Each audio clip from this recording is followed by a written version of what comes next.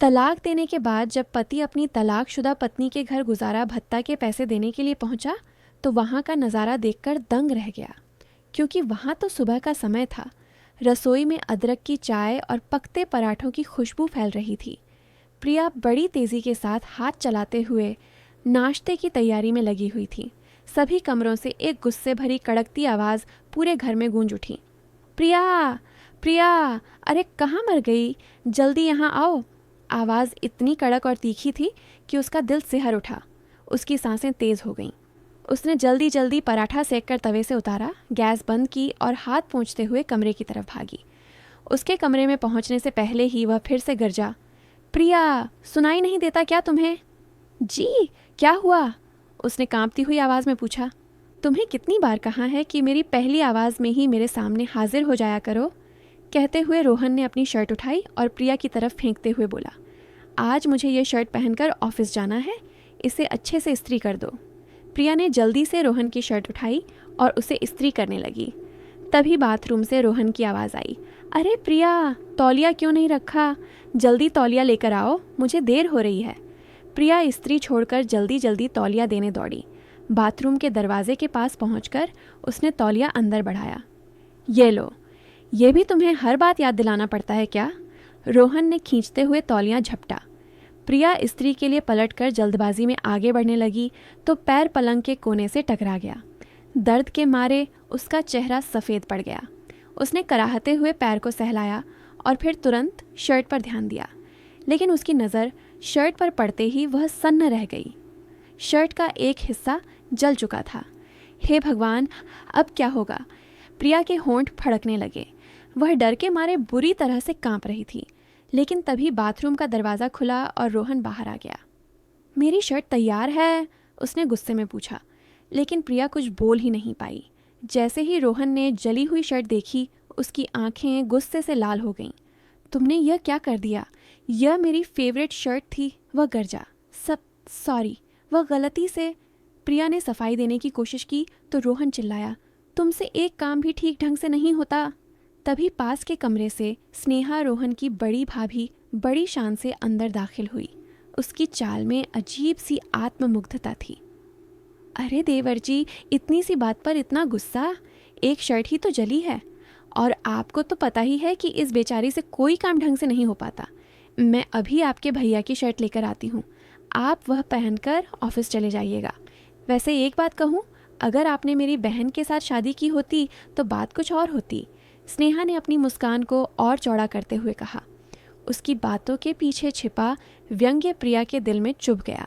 प्रिया की आंखें अब पूरी तरह से भर चुकी थीं, लेकिन किसी तरह उसने अपने आंसुओं को रोक के रखा। स्नेहा के जाने के बाद कमरे में एक अजीब सी खामोशी पसर गई। प्रिया ने हिम्मत जुटाकर अपने दिल की बात जुबान पर लाने की कोशिश की। आप मुझ पर इतना गुस्सा क्यों करते हैं? मैं मानती हूँ कि मुझसे गलती हुई है, लेकिन आप मुझसे आराम से भी तो बात कर सकते थे ना? क्या हर बात पर चिल्लाना ज़रूरी है? यह सुनते ही रोहन ने प्रिया की ओर घूरते हुए कहा, क्या कहा तुमने? इसमें भी गलती मेरी है? नहीं, मैं दोष नहीं दे रही, बस यह कह रही हूँ कि। प्रिया ने संभलते हुए कहना चाहा, पर रोहन का क्रोध से लाल हुआ चेहरा देखकर उसकी आवाज़ टूटने लगी। अच्छा, अब तुम मुझे सिखाओगी कि मुझे कैसा बर्ताव करना चाहिए? प्रिया के बाल पकड़ते हुए रोहन बोला। छोड़िए मुझे, कहते हुए प्रिया ने बड़ी मुश्किल से उसकी पकड़ से अपने बाल छुड़ाए। मैं भी इंसान हूँ, इस तरह का व्यवहार सहन करना अब मेरे बस की बात नहीं है। प्रिया की आवाज़ रुआमसी हो गई। रोहन का गुस्सा 7वें आसमान पर पहुँच चुका था। अच्छा, क्या करोगी तुम? बोलो ना, कहते हुए रोहन ने एक के बाद एक ज़ोरदार थप्पड़ प्रिया के गाल पर जड़ दिए। थप्पड़ की आवाज़ों से पूरा कमरा गूंज रहा था। प्रिया का सिर चकराने लगा। वह सदमे में थी। उसकी आंखों में आंसू भर आए, लेकिन वह खामोश रही। दरवाजे के पास खड़ा 7 साल का आर्यन यह सब देख रहा था। जहाँ एक तरफ उसकी माँ सहमी हुई खड़ी थी, वहाँ दूसरी ओर अपने पापा की आग उगलती आंखें देखकर उसे ऐसा लग रहा था जैसे आज वह उसे मार ही डालेंगे। उसकी मासूम आंखें पिता की इस हरकत से डर और दर्द से भर गईं। वह दौड़कर अपनी माँ के पास पहुंचा और उसके गले से लिपट गया। पापा, आप मम्मी को मत मारो, आर्यन चिल्लाया। उसकी आवाज़ डर और घबराहट से कांप रही थी। रोहन आर्यन की आवाज़ सुनकर गुस्से से तमतमाते हुए बोला, अपनी माँ की तरह बहुत बोलने लगा है तू भी। लगे हाथ आज तेरी भी अकल ठिकाने लगा ही देता हूँ। ये कहते हुए वह जैसे ही अपने बेटे पर हाथ उठाने लगा तो प्रिया उसके आगे आ गई। नहीं, मेरे बच्चे को हाथ लगाने की कोशिश भी मत करना, प्रिया ने आर्यन को अपने सीने से लगाते हुए लगभग चीखते हुए कहा। उसकी आंखों में गुस्सा और बेबसी दोनों झलक रहे थे। इधर रोहन गुस्से से उबलते हुए प्रिया को बुरी बुरी गालियाँ देने लगा और कुछ देर बाद कोई दूसरी शर्ट पहनकर गुस्से में उसने अपना बैग उठाया और दरवाजे से बाहर निकल गया। दरवाज़ा ज़ोर से बंद करने की आवाज़ के साथ ही एक अजीब सा सन्नाटा छा गया। प्रिया घुटनों के बल बैठ गई और आर्यन को गले लगाकर फूट फूट कर रोने लगी। मम्मी, पापा इतना गुस्सा क्यों करते हैं? आर्यन ने रुआं सी आवाज़ में पूछा, लेकिन प्रिया के पास उसके सवाल का कोई जवाब नहीं था। दोनों देर तक एक दूसरे से चिपके बैठे रहे। प्रिया आर्यन को सहलाने की कोशिश कर रही थी, लेकिन उसके अंदर भी एक तूफान उमड़ रहा था। प्रिया की आंखों में बीते वक्त की यादें तैरने लगीं। प्रिया एक साधारण और संस्कारी लड़की थी, तो उसके माता पिता का देहांत हो गया था। उसके बाद उसकी परवरिश उसके चाचा चाची ने की। चाची को उससे कुछ खास लगाव नहीं था, लेकिन चाचा उसका बहुत ख्याल रखते थे। पढ़ाई पूरी करने के बाद प्रिया एक कॉलेज में लेक्चरर लग गई। जल्दी से एक अच्छा लड़का देखकर उसके हाथ पीले करना चाहते थे उसके चाचा। वही रोहन हरिशंकर जी का छोटा बेटा था। हरिशंकर जी की तबीयत कुछ ठीक नहीं रहती थी, इसलिए वह चाहते थे कि उनके रहते ही उनके छोटे बेटे का विवाह कर दिया जाए। हरिशंकर जी और प्रिया के चाचा रमेश जी एक दूसरे को अच्छे से जानते थे। एक बार रमेश जी के घर आए हरिशंकर जी ने प्रिया को देखा। प्रिया अच्छी पढ़ी लिखी तो थी ही साथ घर के काम में भी वह सुगठित थी। हरिशंकर जी उसकी शालीनता और व्यवहार से इतने प्रभावित हुए कि वहीं पर अपने बेटे रोहन के लिए उसका हाथ मांग लिया। रमेश जी भी इस बात के लिए राज़ी हो गए, लेकिन बात इतनी सीधी नहीं थी। रोहन की भाभी स्नेहा, जो एक कुटिल और चालाक व्यक्तित्व की महिला थी, इस रिश्ते से खुश नहीं थी। वह चाहती थी कि रोहन की शादी उसकी छोटी बहन ऋतु से हो।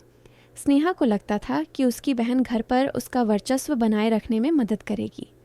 स्नेहा ने हरिशंकर जी से कहा, पापा जी, प्रिया भले ही अच्छी लड़की हो, लेकिन मेरी बहन से उसका कोई मुकाबला नहीं। और फिर रोहन तो अच्छा पढ़ा लिखा है और खूब अच्छा कमाता है। रोहन जैसे लायक लड़के के लिए लड़की भी लायक एक होनी चाहिए। लेकिन हरिशंकर जी ने स्नेहा की बातों को नज़रअंदाज करते हुए रोहन को इस रिश्ते के लिए मना लिया। रोहन और प्रिया की शादी धूमधाम से हुई। शुरुआत में सब कुछ बहुत अच्छा था। शादी के बाद प्रिया ने अपनी नौकरी भी छोड़ दी, क्योंकि रोहन यह चाहता था कि उसकी पत्नी घर पर रहकर घर का काम संभाले। प्रिया ने पूरी कोशिश की कि वह घर के सभी सदस्यों को खुश रखे। उसने स्नेहा की भी इज्जत की और उसे हमेशा बड़ी बहन का दर्जा दिया। लेकिन स्नेहा को प्रिया का यह व्यवहार दिखावा लगता था। उसे यह बात मंजूर नहीं थी कि प्रिया घर में सबका प्यार और सम्मान पा रही है, इसलिए वह हमेशा प्रिया को नीचा दिखाने की फिराक में रहती थी। एक दिन जब प्रिया अपने मायके गई हुई थी तो स्नेहा को मौका मिल गया और रोहन के पास आकर बोली, देवर जी, आप तो बड़े पढ़े लिखे और मॉडर्न हैं, यह प्रिया आपकी बराबरी की नहीं है। कहाँ आप इतने स्टाइलिश और हैंडसम और कहाँ वह साधारण सी दिखने वाली लड़की। रोहन ने उस समय कुछ नहीं कहा, लेकिन उसकी सोच पर असर पड़ने लगा। धीरे धीरे रोहन का व्यवहार प्रिया के प्रति कठोर और रूखा होने लगा। छोटी छोटी बात पर उसे डांटना, ताने मारना और कभी कभी हाथ उठाना भी आम हो गया। प्रिया इस बदले हुए व्यवहार को समझ नहीं पा रही थी। उसने कई बार रोहन से बात करने की कोशिश की, लेकिन रोहन का जवाब हमेशा कटु और आक्रामक ही रहा। इस बारे में प्रिया ने जब अपनी सास से बात की तो सास ने जो जवाब दिया उसे सुनकर वह हैरान रह गई। बहू, पति पत्नी के बीच तो ऐसी छोटी मोटी बातें होती रहती हैं, उन्हें ज़्यादा नहीं बढ़ाना चाहिए। किसी तीसरे के सामने रोना धोना की बजाय इन बातों को कमरे के भीतर ही सुलझाना चाहिए। इतना कहकर उसकी सास ने पल्ला झाड़ लिया, लेकिन उसके ससुर हरिशंकर जी उसकी हालत समझ पा रहे थे। अक्सर वह अपने बेटे रोहन को अकेले में समझाने की कोशिश किया करते थे, लेकिन रोहन एक कान से सुनकर दूसरे कान से निकाल दिया करता था। इधर हरिशंकर जी, जो दिल के मरीज थे, एक दिन उन्हें दिल में तेज दर्द उठा। इससे पहले कि घर वाले उन्हें अस्पताल पहुंचा पाते, वह भगवान को प्यारे हो गए। उसके बाद तो जैसे रोहन को खुली छूट मिल गई अपनी मनमानी करने की। शादी के करीब 2 साल के बाद प्रिया ने एक बेटे को जन्म दिया। उसे लगा था कि अब रोहन के व्यवहार में कुछ परिवर्तन आ जाएगा, लेकिन यह शायद उसका वहम ही था। अब रोहन हर रात को शराब पीकर घर आता। दरवाज़ा खोलते ही शराब की दुर्गंध पूरे घर में फैल जाती। प्रिया पूरे दिन घर के कामों में लगी रहती और रात को अपने बेटे आर्यन के साथ जागती रहती, लेकिन रोहन को इससे कोई फर्क नहीं पड़ता था। आप इतनी देर रात तक बाहर रहते हैं, पीकर आते हैं, कम से कम थोड़ा तो ख्याल करें। एक दिन प्रिया ने हिम्मत जुटाकर कहा। क्या कहा? किस बात का ख्याल करूं मैं? अरे मैं काम करता हूँ, घर चलाता हूँ, और तू क्या करती है? रोटियाँ पकाती है और बच्चे को संभालती है। तुझे मेरी कद्र करनी चाहिए। तू मेरे घर में रहती है, मेरे पैसों पर पलती है और मुझे ही सिखाती है कि मुझे क्या करना चाहिए। रोहन ने चिल्लाते हुए पास रखा गिलास ज़मीन पर पटक दिया और प्रिया को धक्का देकर ज़मीन पर गिरा दिया। पति के व्यवहार से परेशान प्रिया ने पूरी रात जागते हुए काटी। अगली सुबह जब रोहन सो रहा था, प्रिया रसोई में नाश्ता बना रही थी। तभी उसकी जेठानी स्नेहा वहाँ आ गई। अरे प्रिया, रात को फिर कुछ हुआ क्या? कल की आवाज़ तो मेरे कमरे तक आ रही थी, स्नेहा ने एक मुस्कुराहट के साथ कहते हुए कहा। प्रिया ने कुछ नहीं कहा और सिर झुकाए अपना काम करती रही। मैं तो पहले ही कहती थी कि तुम इस घर के लायक ही नहीं हो। ना तुम अपने पति को संभाल पा रही हो और ना ही घर को। भाभी प्लीज़, मैं पहले ही बहुत परेशान हूँ, प्रिया ने धीमे स्वर में कहा। परेशान? परेशान तो रोहन है तुम्हारी वजह से। उसकी ज़िंदगी खराब कर दी तुमने। यह कहकर स्नेहा नाश्ता उठाकर चली गई। प्रिया के सब्र का बांध अब टूटने लगा था, लेकिन अपना दिल हल्का करती भी तो किससे। कुछ सोचकर उसने एक बैग में अपने और अपने बच्चे के कपड़े पैक किए और चुपचाप अपने मायके चली गई। प्रिया मायके पहुंची तो उसे लगा था कि शायद यहाँ उसे सहारा मिलेगा, उसकी तकलीफ़ को समझा जाएगा। लेकिन जैसे ही उसने अपनी चाची और चाचा के सामने अपनी व्यथा रखी, उनकी प्रतिक्रिया ने उसे भीतर तक झकझोर दिया। थोड़ी देर तक चाचा चाची एक अलग कमरे में बातें करते रहे और फिर बाहर निकल। उसके चाचा ने गहरी सांस लेते हुए कहा, देखो बेटी, हर घर में छोटी मोटी बातें होती रहती हैं। कभी कभार गुस्से में आवाज़ ऊंची हो जाती है, लेकिन इसका मतलब ये नहीं कि बात को इतना बढ़ाया जाए। तुम्हें समझना चाहिए, यह सब सहन करते हुए अपने सभी फ़र्ज़ निभाना ही तुम्हारी जिम्मेदारी है। प्रिया हद से गुजर रही थी। वो कुछ कह पाती उससे पहले ही उसकी चाची ने आगे बढ़कर कह दिया, देख प्रिया, लड़कियों का घर तो उसका ससुराल ही होता है। अब तू लड़ झगड़ कर यहाँ आकर बैठ जाएगी तो समाज में हमारी क्या इज्जत रह जाएगी। हमने अपनी बेटी का भी विवाह रचाना है, जैसे भी करके अपनी गृहस्थी की गाड़ी चलाओ, चाची ने ठंडे स्वर में कहा। प्रिया का धैर्य जवाब दे गया। उसने कांपती हुई आवाज़ में कहा, चाचा, लेकिन मैं उस नर्क में वापस जाना नहीं चाहती। तो उसके चाचा ने सख्ती से कहा, बस अब और बहस मत करो, हम तुम्हारे भले के लिए कह रहे हैं। कल सुबह वापस अपने घर जाओ और अपनी जिम्मेदारियों को निभाओ। ठंडे दिमाग से काम लोगी तो सब ठीक हो जाएगा। उस रात प्रिया बहुत देर तक छत को घूरती रही। उसकी आंखों में आंसू थे, लेकिन अब उनमें दर्द के साथ साथ गुस्सा भी था। अगली सुबह प्रिया चुपचाप अपना बैग उठाकर ससुराल लौट आई। दरवाज़ा खोलते ही स्नेहा की चुभती हुई आवाज़ सुनाई दी, अरे आ गई महारानी, चाचा चाची 2 दिन भी नहीं रख पाए तुम्हें। प्रिया ने कुछ नहीं कहा। वह जानती थी कि स्नेहा को जवाब देने का कोई फ़ायदा नहीं। उसके बाद के दिन प्रिया के लिए और भी कठिन हो गए। अब रोहन और स्नेहा दोनों समझ गए थे कि प्रिया को मायके से कोई सहारा नहीं मिलेगा। रोहन का रवैया और कठोर हो गया। अब न केवल हर रात शराब पीकर आता, बल्कि जानबूझकर प्रिया को और अपमानित करने के लिए परिवार के सामने भी उसे खरी खोटी सुनाने लगा। लेकिन एक दिन आर्यन बीमार पड़ गया। पूरी रात बुखार में तपते बेटे के साथ प्रिया जागती रही। उसने रोहन को कई बार उठाने की कोशिश की, लेकिन उसने झुंझलाते हुए कहा, मुझे सोने दे, वैसे भी यह सब तेरा काम है, मेरा नहीं। अगली सुबह जब प्रिया ने अपने बेटे को डॉक्टर को दिखाने की बात कही, तो रोहन ने स्पष्ट सा जवाब देते हुए कहा, डॉक्टर के पास जाना है तो ऑटो करके चली जाओ, मेरे पास समय नहीं है। भीतर तक टूट चुकी थी प्रिया। उसने डॉक्टर के पास जाकर आर्यन का इलाज करवाया। अपनी इसी ज़िंदगी को ही वह अपनी नियति मान बैठी थी और इसी तरह से समय बीत रहा था। परंतु आज जब शर्ट जलने की बात पर रोहन हैवानियत पर उतर आया था और प्रिया के साथ जिस तरीके से उसने मारपीट की थी, उसे देखकर उसका बेटा आर्यन आज बुरी तरह से सहम गया था। माँ के साथ चिपका हुआ वह डर के मारे बस कांपता ही जा रहा था। आर्यन की हालत देखकर प्रिया सोचने लगी कि आखिर खुद को और अपने बच्चे को इस नर्क जैसी जिंदगी से कैसे छुटकारा दिलाए। थोड़ी देर में उसने अपना फ़ोन उठाया और कॉलेज फ्रेंड्स के ग्रुप पर हो रही बातचीत को पढ़ने लगी। हर साल उसकी कॉलेज की सहेलियां एक गेट टुगेदर अरेंज करती थीं। आज भी उसी विषय में बातचीत चल रही थी। वह हमेशा उस गेट टुगेदर में जाने के बारे में सोचती थी, लेकिन हर बार रोहन के डर से मना कर देती। इस बार उसने खुद को रोकने की कोशिश नहीं की। 3 दिन बीते। आज गेट टुगेदर का दिन था। रोहन के जाने के बाद प्रिया तैयार हो गई और आर्यन को साथ लेकर घर से निकल पड़ी। वहां पहुंचकर सहेलियों से मिलने पर उसके चेहरे पर बरसों बाद मुस्कान आई थी। उसकी बेस्ट फ्रेंड नेहा उससे मिली तो देखते ही बोली, प्रिया, यह तुम हो? तुम्हें हो क्या गया है?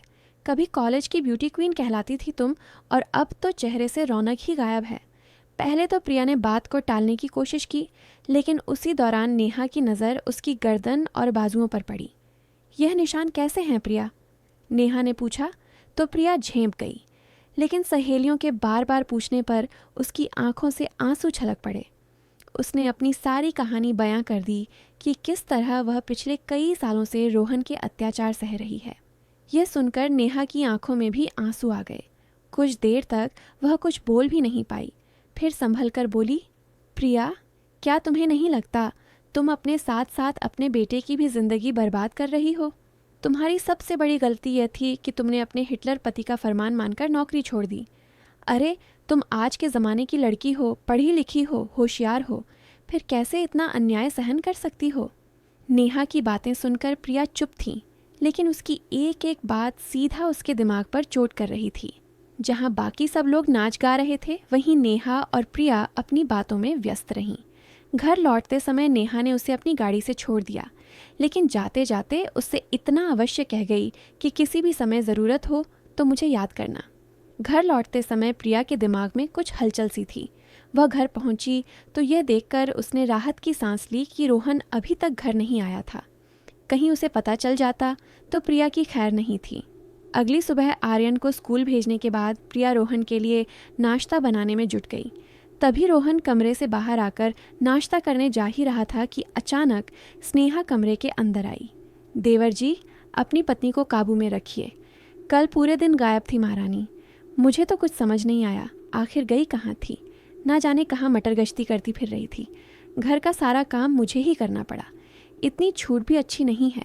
लेकिन देवर जी, आप उस पर गुस्सा मत कीजिएगा। मैं तो बस आपको बता रही थी कि आपकी पीठ पीछे क्या हो रहा है। यह बात सुनते ही रोहन की आंखें अंगारे उगलने लगीं। वह तेज़ कदमों से चलकर प्रिया के पास गया।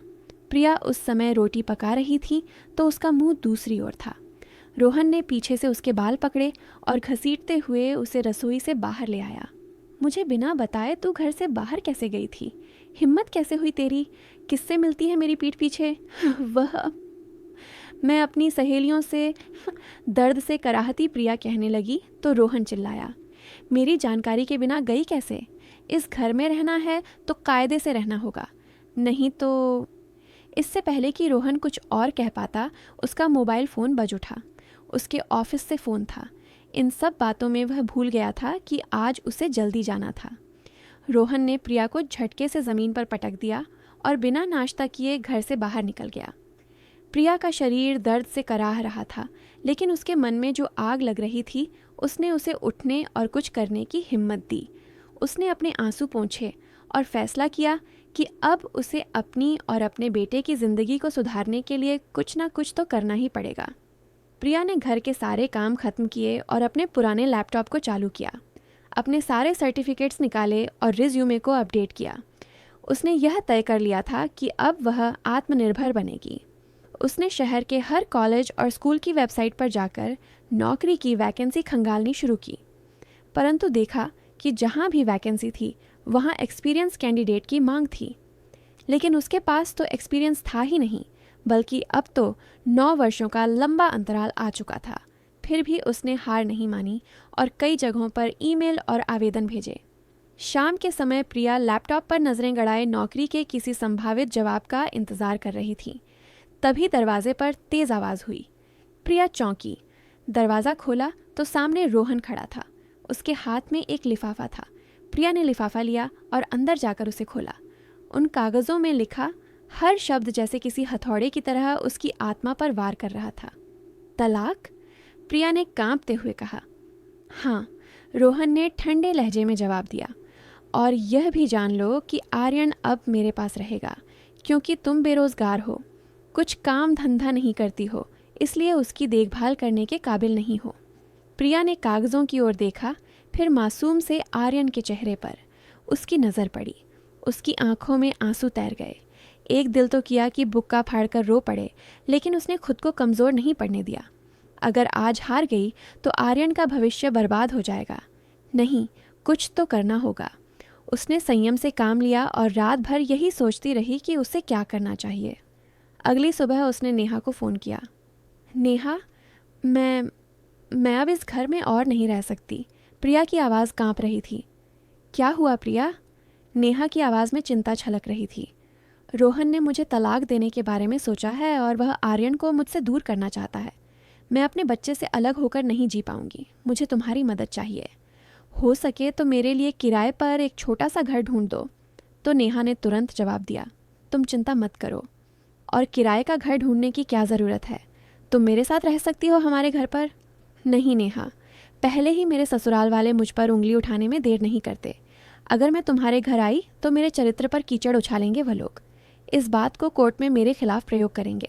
कोई बात नहीं प्रिया, मैं तुम्हारे लिए किराए का घर ढूंढती हूँ, और कोई फिक्र मत करना। यही समय है जब तुम्हें खुद को साबित करना है और मैं तुम्हारे साथ हूँ। नेहा ने उसी दिन अपने घर के पास ही एक छोटा सा घर ढूंढ दिया।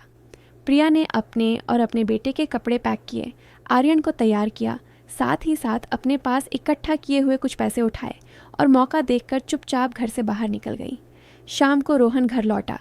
हमेशा की तरह उसने प्रिया को आवाज़ लगाई, प्रिया पानी लाओ जल्दी। लेकिन घर में सन्नाटा था। किचन में झांक कर देखा, वहाँ कोई नहीं था।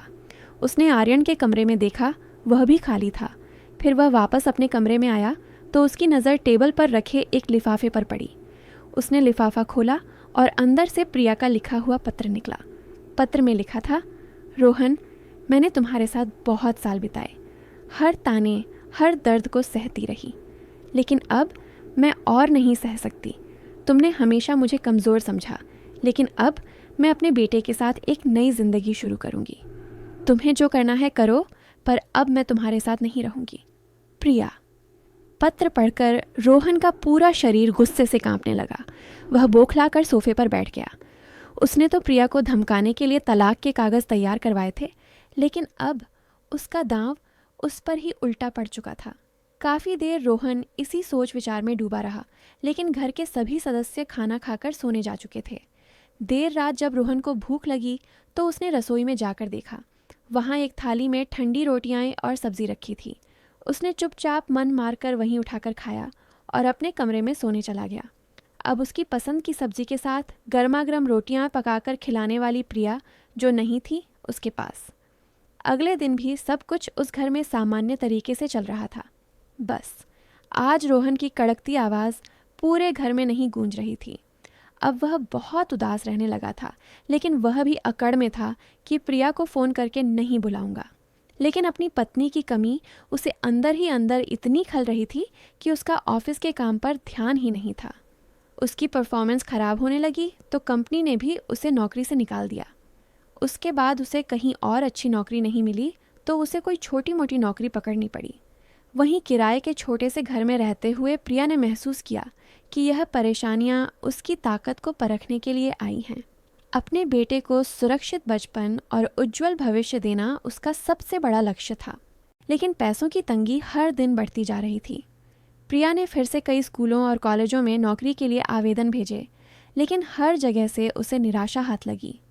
तो नेहा ने उसे हौसला देते हुए कहा, प्रिया, कहीं नौकरी नहीं मिल रही है तो ना सही, इतना याद रखो, तुम्हारी काबिलियत तुम्हारे पास है। क्या मतलब? मतलब ये कि अगर बाहर दरवाजे बंद हैं तो क्यों ना खुद अपनी किस्मत का दरवाज़ा खोलो। तुम्हारे अंदर इतनी काबिलियत है कि तुम कुछ भी कर सकती हो। आजकल तो सोशल मीडिया का ज़माना है। अगर इंसान में हुनर हो तो वह किसी भी प्लेटफॉर्म से अपनी पहचान बना सकता है। तुम्हारा पढ़ाने का तरीका हमेशा से बेहतरीन रहा है। क्यों ना तुम बच्चों के सिलेबस पर आधारित वीडियो बनाकर सोशल मीडिया पर डालो। मेरी बात पर विचार ज़रूर करना।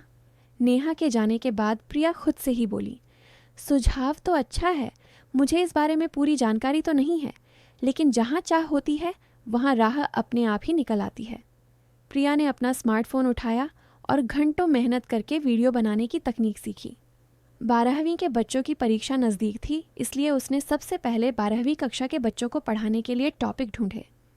अगले दिन प्रिया ने नेहा के साथ मिलकर वीडियो बनाने की तैयारी की। नेहा ने कैमरा सेट किया और प्रिया ने पढ़ाना शुरू किया।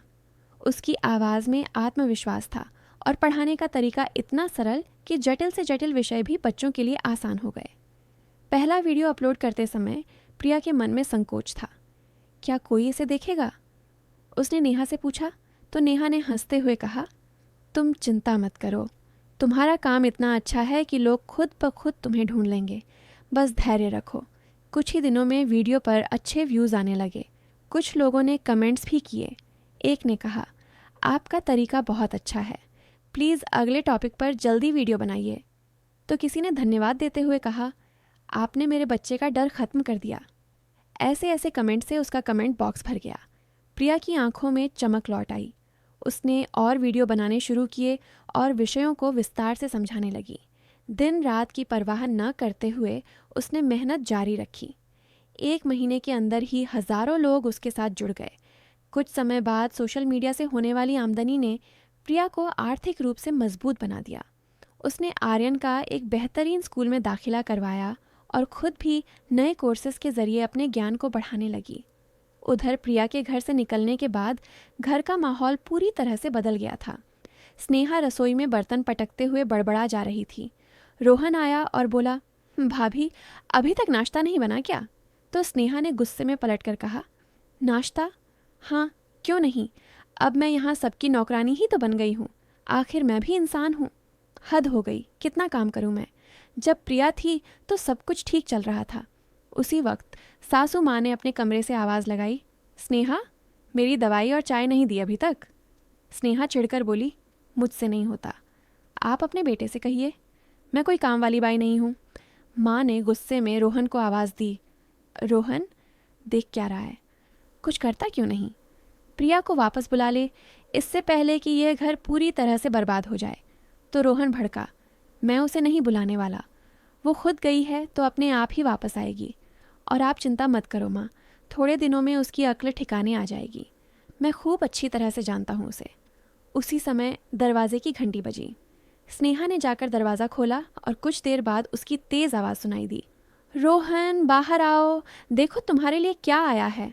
रोहन तेज़ कदमों से बाहर आया। उसके चेहरे पर झुंझलाहट साफ दिखाई दे रही थी। तभी स्नेहा ने उसे एक कागज़ थमाते हुए कहा, तलाक के कागज़ हैं, साइन करके भेजे हैं तुम्हारी पत्नी ने, अब भुगतो अपनी करनी। स्नेहा ने तीखे स्वर में कहा। कागज़ देखते ही जैसे रोहन के पैरों तले ज़मीन खिसक गई।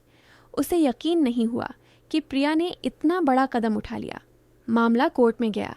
पहली सुनवाई में ही प्रिया ने बताया कि कैसे उसे मानसिक और शारीरिक प्रताड़ना झेलनी पड़ी।